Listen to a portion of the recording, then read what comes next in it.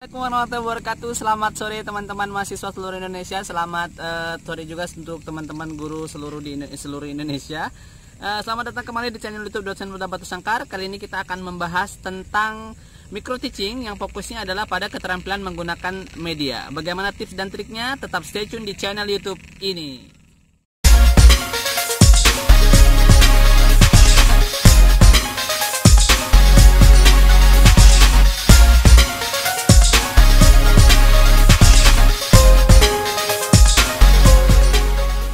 Baiklah, langsung saja kita masuk kepada pembahasan yang pertama. Indikator pertama dari keterampilan menggunakan media itu adalah kita harus memperhatikan performance dan kejelasan dari media yang kita gunakan.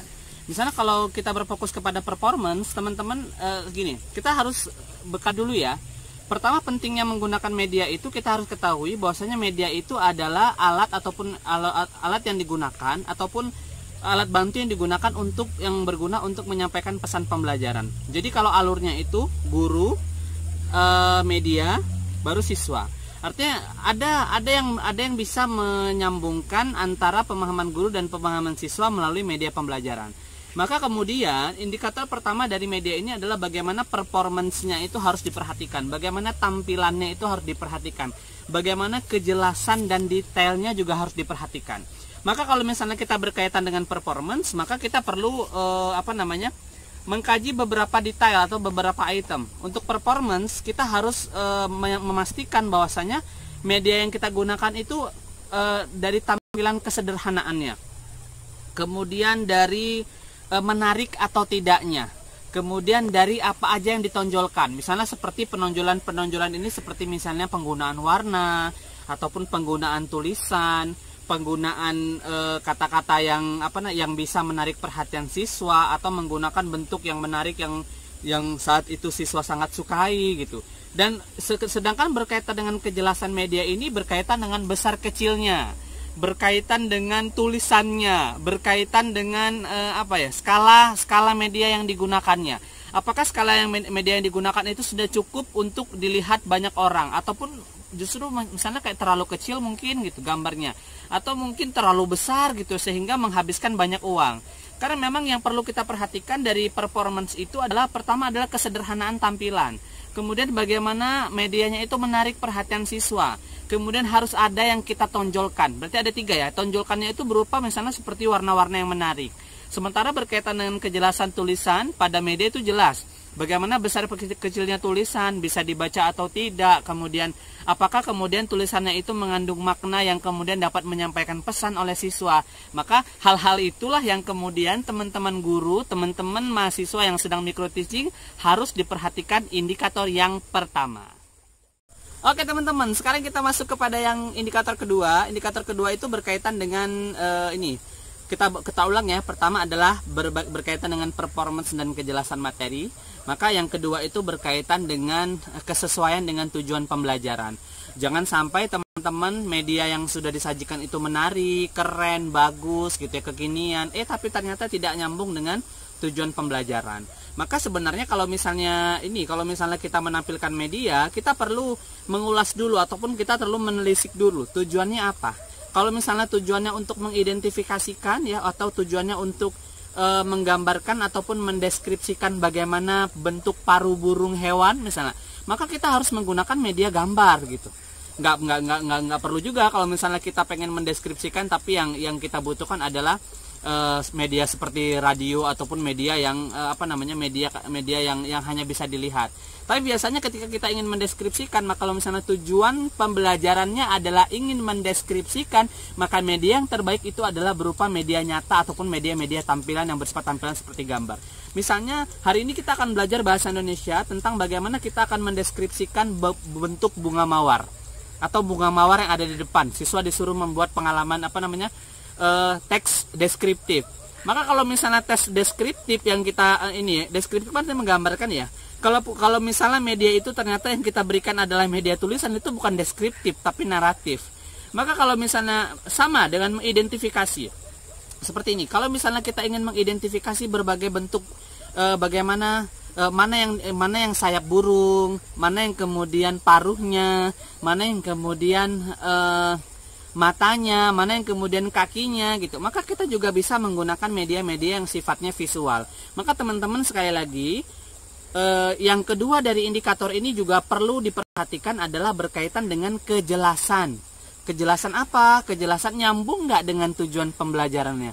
Jangan kita pikir, oh ini bagus medianya nih untuk materi IPA. Oh ini bagus nih medianya untuk ini apa namanya untuk materi IPS. Tapi ternyata tidak sesuai dengan tujuan pembelajaran, sama aja bohong. Sama dengan kamu membawa globe, ya kamu membawa globe doang nih. Kamu membawa globe, kamu inginnya bahwasannya kita ingin menunjukkan mana bagian bumi yang bagaimana bagian bumi yang terkena cahaya, tapi kita tidak bawa senter, kan sama aja gitu. Artinya bendanya menarik, tapi tidak sesuai dengan tujuan pembelajarannya, benda hanya sekedar pajangan saja. Makanya untuk teman-teman guru, teman-teman mahasiswa yang saat ini sedang micro teaching ataupun sedang praktek pembelajaran, jangan sampai media yang kalian bawa ataupun media yang kalian pakai bukan hanya bagus ya.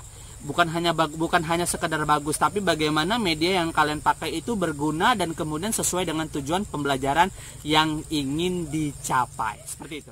Oke teman-teman, sekarang kita masuk kepada indikator yang ketiga dari keterampilan menggunakan media pembelajaran. Maka ketika kita misalnya sudah membahas satu, performance media dan kemudian kejelasan tulisan. Yang kedua, berkaitan dengan sesuai tidak dengan tujuan ataupun tujuan pembelajaran ataupun materi pembelajaran. Maka yang ketiga, ini teman-teman, ini yang ketiga cukup banyak ya.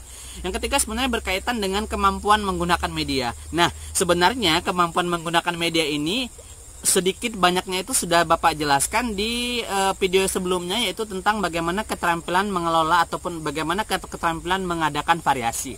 Maka kalau misalnya kita fokus ke sini, ada 3 media yang perlu kita dudukkan. Pertama adalah media ataupun alat bantu yang bisa kita hanya bisa dilihat, media yang hanya bisa didengar, dan media yang kemudian bisa dimanipulasi. Maka dalam ketiga media ini kita tidak bisa menyamakan bagaimana penggunaannya, bagaimana waktunya. Ini tidak bisa kita samakan waktunya. Mungkin kalau media gambar kita bisa menggunakan itu sepanjang waktu, all of the time, misalnya seperti itu ya. Maaf ya, itu bahasa kampung saya. Nggak tahu kalau bahasa teman-teman gimana. Sombong sedikit. Nggak apa ya. Oke, sekarang kita fokus aja. Pertama, untuk kemampuan menggunakan media, kawan-kawan perlu fokus kepada tiga inti materinya. Pertama adalah berkaitan dengan waktu penggunaan. Waktu penggunaan itu berapa lama? Apakah 1 semester, atau cuma 1 jam pembelajaran, atau 2 kali pertemuan, atau hanya 15 menit pertama, itu harus jelas. Karena biasanya media itu kan untuk penyampai pesan. Jadi ketika misalnya pesannya sudah sampai, ya wes, guna media itu selesai. Gitu itu kalau menurut Bapak nih. Kalau menurut pendapat lain boleh sah-sah saja. Kemudian berkaitan dengan penetapan media. Misalnya penetapan media itu, kan kita lihat ya, penetapan media itu bagaimana sebenarnya kemampuan kawan-kawan untuk memutuskan apakah media yang kita gunakan itu sifatnya visual, atau media yang kita gunakan sifatnya itu bisa perlu dimodifikasi, atau media yang kita gunakan itu sifatnya hanya didengar. Maka penetapan media ini harus kita sesuaikan dengan indikator yang kedua tadi, tujuan pembelajaran. Maka itu harus pandai-pandai teman-teman. Ketika misalnya yang kita butuhkan pada saat itu adalah anak mampu melihat bagaimana bagian yang tidak diterangi oleh matahari, maka kawan-kawan bisa membawa globe dengan senter. Jadi kita cukup itu aja menggunakan media itu. Jadi oh ini medianya seperti ini, berarti ini bisa media yang pakai manipulatif. Atau kawan-kawan cuman ingin anak-anak bisa mendeskripsikan bagaimana bentuk paruh atau mengidentifikasi bagaimana bentuk ceker, apa sih ceker, bahasanya ceker ya apa sih? Ini kaki makhluk hidup gitu. Maka teman-teman bisa menggunakan media gambar. Atau Pak bisa nggak kalau misalnya pakai media video? Wah monggo, bagus banget gitu. Apalagi videonya itu sesuai dengan tujuan pembelajaran. Nah, yang ketiga itu setelah kita membahas tentang waktu, kemudian penetapan media, yang ketiga adalah berkaitan dengan ketepatan penggunaan media untuk kejelasan materi. Ingat ya, karena media bagus kalau tidak berguna, kalau hanya sebagai pajangan, itu tidak bisa menyampaikan pesan pembelajaran. Maka media yang bagus itu adalah media yang sederhana, menarik, kemudian mengandung poin-poin inti apa yang akan dijelaskan dari media itu. Ingat, karena apa? Karena media sifatnya ataupun fungsinya itu adalah membantu guru untuk menyampaikan pesan pembelajaran. Jadi pada indikator yang ketiga ini ada 3 poin. Dalam kemampuan menggunakan media ada 3 poin. Pertama adalah kemampuan penggunaan waktu. Kemudian penetapan medianya apa, dan yang ketiga adalah berkaitan dengan ketepatan penggunaan media untuk kejelasan materi. Oke, itu untuk indikator ketiga dari bagaimana teman-teman melakukan micro teaching dengan keterampilan menggunakan media pembelajaran. Oke teman-teman, demikianlah penjelasan kali ini tentang keterampilan media pembelajaran ya. Yang pertama tadi sebenarnya ada 3 indikator. Pertama adalah performance, kedua adalah kesesuaian dengan tujuan pembelajaran, dan yang ketiga adalah bagaimana kawan-kawan mampu menggunakan media pembelajaran baik dari waktu, penetapan, dan kemudian ketepatannya dengan materi. Maka teman-teman sekali lagi, kalau misalnya teman-teman suka dengan materi ini, silahkan teman-teman like sebanyak-banyaknya. Kemudian kalau misalnya teman-teman rasa materi ini bermanfaat untuk teman-teman yang saat ini sedang berjuang micro teaching, maka teman-teman boleh share ke semua kawan-kawan ataupun ke semua mahasiswa fakultas keguruan terutama. Nah, kalau teman-teman ingin dosen muda tetap eksis ya gitu, dosen muda tetap memberikan informasi yang menarik berkaitan dengan bagaimana membelajarkan, silahkan subscribe terus channel ini, karena dosen muda Batu Sangkar adalah pakarnya tutorial pembelajaran. Demikian, selalu jaga kesehatan gitu ya, kemudian tetap semangat. Saya akhiri dengan assalamualaikum warahmatullahi wabarakatuh.